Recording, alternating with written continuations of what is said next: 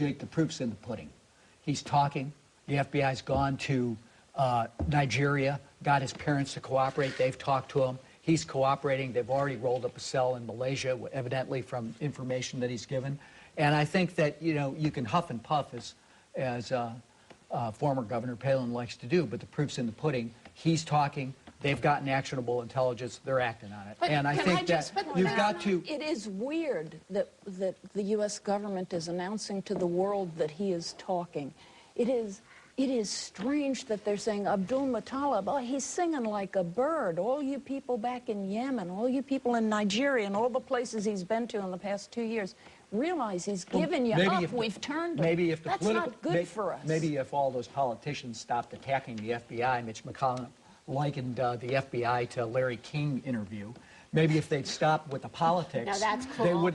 Well, no, I think he owes the FBI an apology. But if they'd stop with the politics, maybe they wouldn't have to respond. Well, that's an interesting argument, because what happened was on Tuesday there was an Intelligence Committee hearing, and both FBI Director Mueller and the Director of National Intelligence, Admiral Blair, said very tersely that Abdul Muttalib, that the questioning and the interrogation was still going on.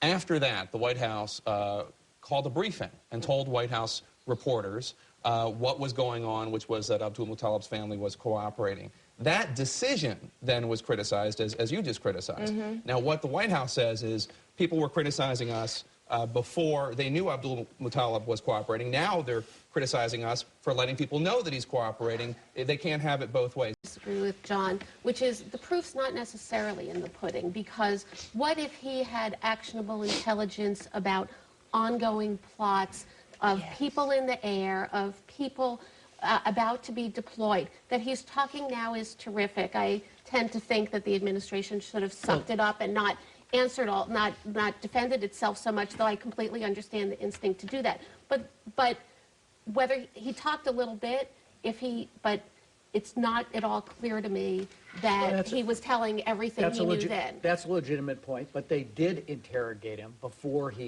they put him under for an operation to deal with his wounds.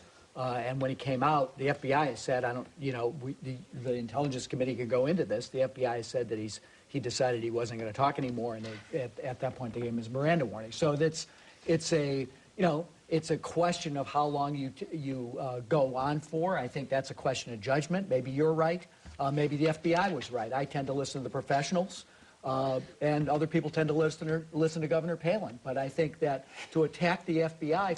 Those are the choices? No, I didn't know that those were the choices. I come back to it. To attack the FBI for their conduct in this case, as Republican leadership has done, I think is unconscionable. By the end of the week, we had Senator Shelby putting a hold on 70 nominees, including the head of the intelligence at the Department of Homeland Security, the head of intelligence at the Department of State.